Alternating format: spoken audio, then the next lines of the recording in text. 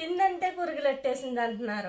ఈ social media వచ్చాక మరీ దారుణం అయిపోయింది. ప్రతి ఒక్కరు ఛానల్ పెట్టేసి ఉన్నదే ఉన్నట్టుగా చూపితే పర్లేదు, లేనిది ఉన్నట్టుగాని కల్పించి ఏఐ అంట, ఆ ఏఐతోనూ చేసేసి ఎడిటింగ్ చేసేసి జనాల్ని భయపెట్టి చంపేస్తున్నారు. ఆ యుద్ధంలో సత్తామో లేదో తెలియదు కానీ వీళ్ళ వీడియోల వల్ల అల్లిపించి చంపేస్తున్నారు.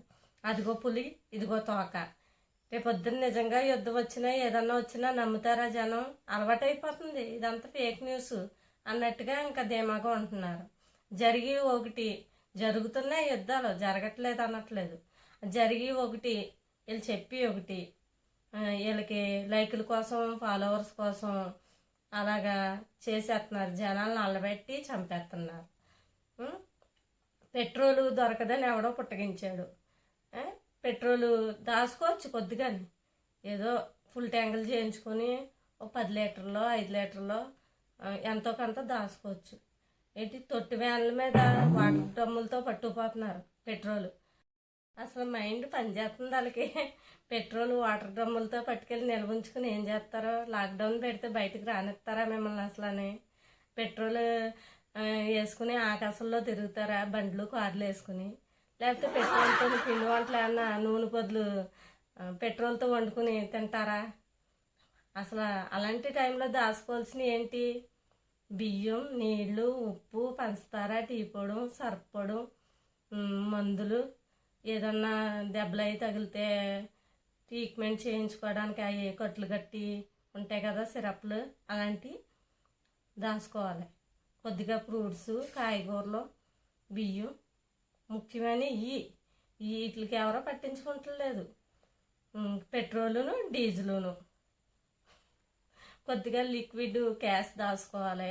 ఫోన్పేలు అవి పనిచేయు.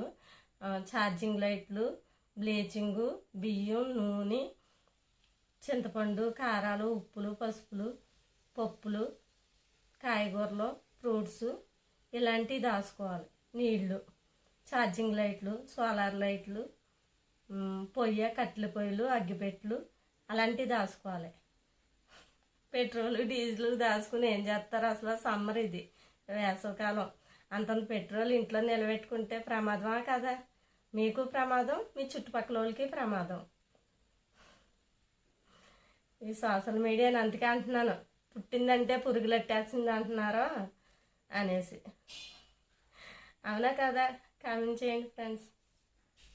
ఎన్ని దాచుకున్నా ఎంత చేసినా వచ్చిందంటే పోయేవాళ్ళు ఎలాగైనా పోతాం. ప్రాణం అయితే మనం దాచుకోలేము.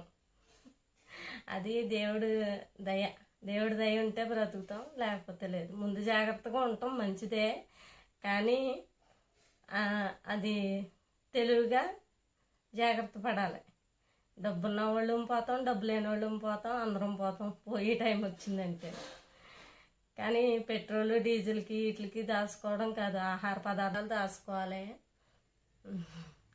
నా వీడియో ఎలా ఉందో కామెంట్ చేయండి. నేను ఏమన్నా తప్పుగా మాట్లాడుంటే క్షమించండి. Okay, bye friends. మంచి వీడియోతో మళ్ళీ కలుద్దాం.